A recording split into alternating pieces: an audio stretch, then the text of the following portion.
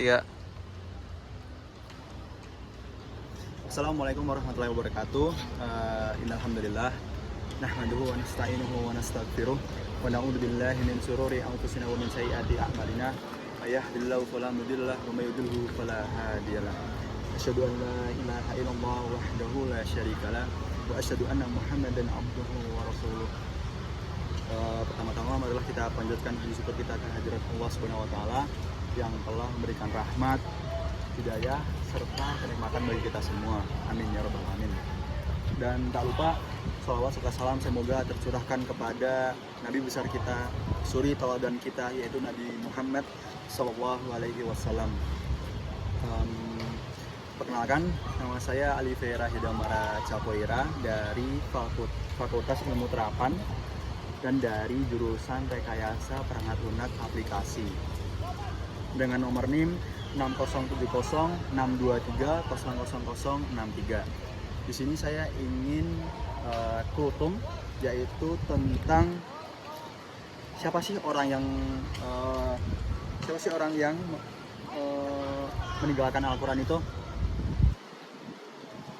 Bismillah. Pernahkah kita merasa bahwa kita telah mengabaikan Al-Quran? Sebagian besar dari kita tentu merasa tidak mengabaikan Al-Quran, padahal tanpa disadari kita telah abai terhadap Al-Quran itu sendiri. Orang yang mengabaikan Al-Quran disebut juga dengan hajrul Quran. Apa sih artinya hajrul Quran itu?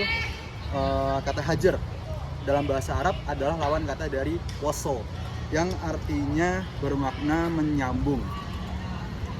Dengan demikian, kata hajar bermakna memutus.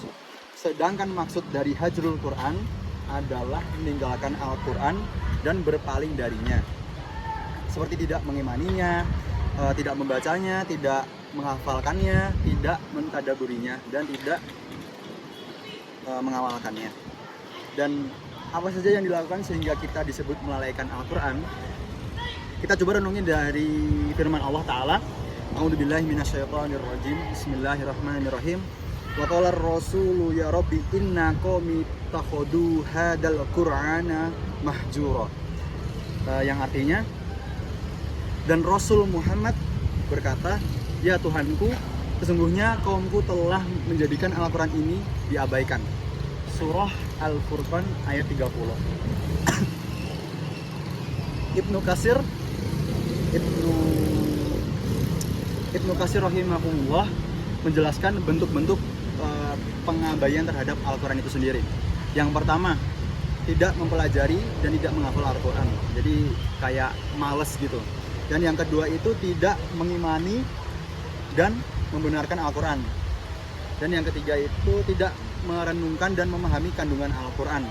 Dan yang keempat, tidak mengamalkannya, termasuk tidak mengikuti perintahnya atau menjauhi larang-larangannya, termasuk seperti zina, habis itu judi, habis itu minum-minuman, seperti itulah.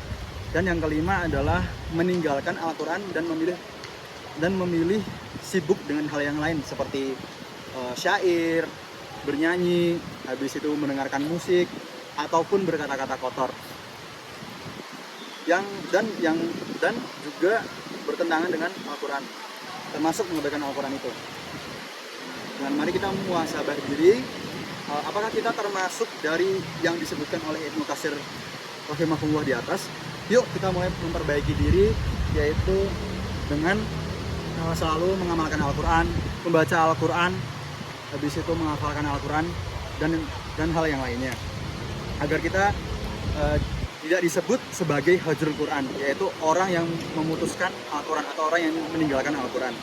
Mungkin sekian dari kultum dari saya. Apabila ada salah kata, mohon dimaafkan. Wassalamualaikum warahmatullahi wabarakatuh.